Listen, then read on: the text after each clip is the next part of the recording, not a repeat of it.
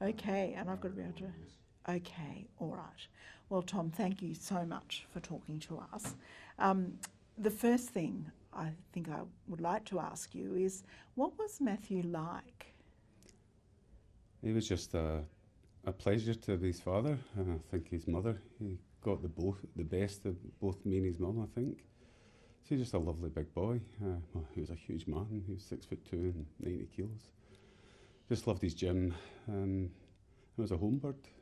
He didn't want to travel or any of those things. We had him to visit his family in Europe, but I had a chat with him about 2 months ago, saying, "Matt, do you want to, when you finish uni, spend a year travelling, visit your cousins?"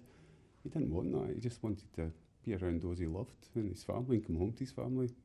Loved his gym. He loved his young brother, Joseph. They were best friends. So yeah, he was just a lovely young man. So In your statement, you talked about his kindness and Yeah. thoughtfulness to other people. And what sort of things would he do? Just the simple things, we'd make him a dinner. Like he'd actually say thank you every dinner you made him, or if you bought him something at the shops. He was doing his gym, so if I'd go, he'd send me a message saying, "Can you get me some cottage cheese or get me some pine nuts?" And if he did that for me, he was just always so grateful and thankful. He'd do anything for you. I had a little trip in the hospital for a while, and he was the one that came and picked me up. So he was just such a kind boy. When it was his brother's birthday, he took his brother up to McDonald's and got McDonald's for him for his birthday. That's Joseph's favourite meal. So he was just a remarkably kind young man. I don't think he had a bad bone in his body. So he was beautiful. Has there been much contact from friends and wider family? Our friends have been remarkable. I think once everyone found out about it, they have just basically been around our house. We're a blended family. Matthew's stepmom's here, and our wife, but we've always been very close. We've spent all our Christmases together. Because I think both me and Matthew's mum, Amanda, we just loved the boys so much that it was whatever wasn't about us, it was always about them. And our door's we've just had people come around, people bring us food, and people send text messages, people I've worked with for years that have sent us most kind messages, and everyone's saying anything we can do for you. Canberra's it's why we moved here. It's a wonderful community, Canberra and the surrounds. And people have just been so helpful, so friendly, giving us all the company and all the love in the world. So it's been beautiful. So I guess we know that Matthew was on the way home from work. Yes. What was his job at the airport? He was an aviation clerk or assistant, and an ramp operations operator. So, I actually saw his schedule for his shifts for the next month, and he'd been trained up on how to push the planes out, communicate to the pilots that the plane was ready to go. So, it was a very responsible job. I think at one stage he did the VIP support and drove the bus that took the Giants through the airport and things like that. So he was a student, but he loved that job, and every penny he had, he was putting into either an investment fund. He knew more about money than I did. He was saving up for his first house. So obviously this was it was a pretty good job that he loved it, yeah, and he loved the people up there. He's really good friends up there. And was this Friday night shift a regular shift? It was he did quite a lot of the back shifts, the later shifts in the early morning. Sometimes he'd be leaving our house at 5 o'clock in the morning, 5:30. And he was so considerate. He'd tiptoe through the house and be really quiet, making his coffees and stuff. So yeah. Now he started university about the time COVID arrived. But what was he studying? He was studying advanced computing honours, and I think it was hard for him. He loved maths, but I think for career-wise, he saw computing as the way to go, because that's what his dad did. And was he doing well at it? He was doing well. He had a minor in maths as well, because that was his kind of love. I don't think it was a natural coder, but he certainly worked hard at it. I could see him being a project manager or something, because he was certainly quite assertive when he needed to be. So he was very good. And it was very hard for him. I think when we went to uni, you could get into your lectures and things.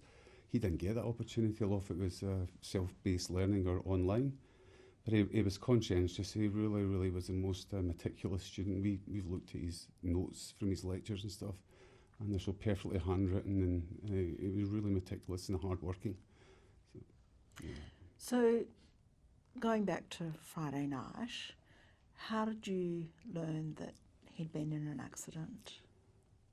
It was actually quite horrific.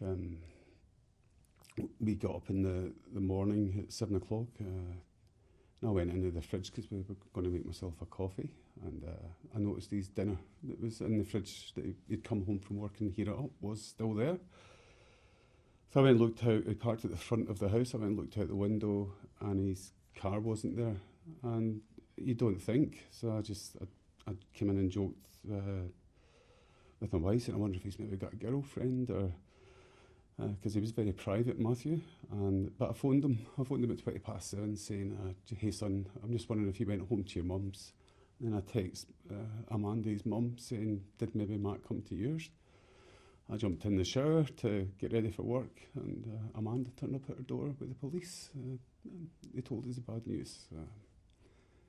And the police were lovely, but there's no way to break that kind of news. How have the days since been? Good and bad. Surrounded by a lot of love. But the mornings, I think Amanda and I are both, it's the mornings you wake up and it's the first thing you think about. You think about the accident. You think that he was all alone up in Hindmarsh Drive. He's probably dead clinically at that site with the car crash. We've been up there to put some flowers. I'm not sure if we should have, because I think it's not the best corner. But we're very careful, and we've gone and put some flowers up there because they're connected to there forever. So it's been hard. It's been very, very hard. And speaking about him at times can be very hard too, because he was such a lovely boy. So the police seem to think there might have been an issue with street racing. Yeah. Because the person was on the other side of the road. He was completely blameless in this. What do you think about that? It's just senseless, to be honest. And, you know, as I said, Matthew was so sensible. When I was young once, I was probably much dafter than he was. And we've all done stupid things, but that, to me, is just willful and purposeful recklessness. You know, if you want to wrap your car around a tree and kill yourself, great. Deliberately driving up the wrong side of a road at those kind of speeds, you're not giving another person a choice. Yeah. So to me, it was murder. It's not. This isn't manslaughter. I think in Scots law there's a thing called willful recklessness, and if it's to a certain degree, it's considered murder. I think they've murdered my son that night. There was a third car involved, and no one's been arrested yet. Police are obviously looking for them. What would you say to those people if you could speak to them? Just think about what you've done. Think about their lives. You've impacted the people whose hearts you've broken. There's people all over the world that we know in Germany and back in Scotland. Matthew's grandfather is not going to be able to come out. His grandmother's not very well. I'm one of 7 kids. He's got 19 cousins back on the other side of the world. There's only some of them there's only my one cousin and a couple of sisters can make it out just now. Amanda's only got one of her brothers, her brother coming out. You know, take responsibility for what you did. Come forward. Give us some justice, give us some peace. And I don't want to ruin anyone else's life. And I think if you came forward, even I would implore that maybe, you know, take a fair sentence, but have some leniency. But if you don't come forward and you have to be pursued to be caught, then I'd be expecting the law and the court system to apply the full force of the law. So I beg them to come forward. One of the things about this is the reach of it, the other lives that are shattered and destroyed. Do you think if people who did things like that understood what the consequences might be, that they might take a different approach? Absolutely. I was driving home Thursday night and there's 2 guys racing down Drakesford Drive, Gungahlin, from Gungahlin. I think if they realise it just takes a second, that you could just absolutely ruin a family's lives. I don't think we'll ever get over losing our son. I say he was the best of us, and you don't. I get it when you're young and you're stupid and you might be taking drugs and stuff. Yeah, you might not realise that, but the consequences of what you do, it's so far-reaching. This will stay with us to the day we die. It's horrific. Do you have a message you'd like to give other parents about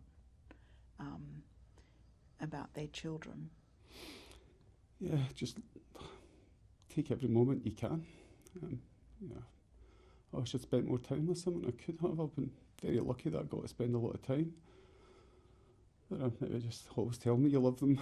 Give them a cuddle when you can, even when they turn into big men. Sometimes you feel they get embarrassed, but just always show that how much you love them, and maybe live life for the moment, because you never know what's going to happen. You never know when it might be taken away. So, yeah, that's my message to other parents. Is there's so many silly things we used to give them a row about. Not washing a dish or something. To be honest, they never really mattered. Just sort of to finish on, do you want to just share maybe a favourite moment you had with Matthew, or a favourite time? Matt and I did a lot together, and when he was a baby and we first came to Australia, we got off the plane in Sydney, and a friend of ours had met us at the airport, and we were staying in Potts Point. And we were all jet lagged, and Matthew's mum we were all incredibly tired, and I think she'd actually been kept awake on the plane with him. He wasn't even 3. So I got up and walked from Potts Point down Mrs. McLuckie's stairs, I think they're called, all the way around Botany Gardens, and we sat in at breakfast in Circular Quay, and that was our first morning in Australia together. And he was just this beautiful, happy little boy, and that will always stay with me. I'll always think of that first day in Australia together, because he's beautiful. And I'm going to miss him so much. I'm so sorry. Thank you. Okay. And we saw him in the coroner's office. They'd intubated him, so that's when it was at the side of the road. Yeah. And that's the P plate from his car.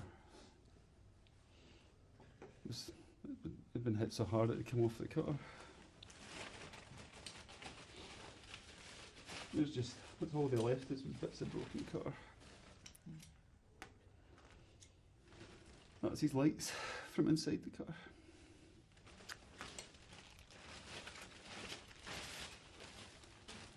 There's his parking ticket he had at the uni. He got in the uni on the 11th of May, in for a tutorial. That's what they left us of our son. A broken body in the coroner's office and bits of car at the side of the road.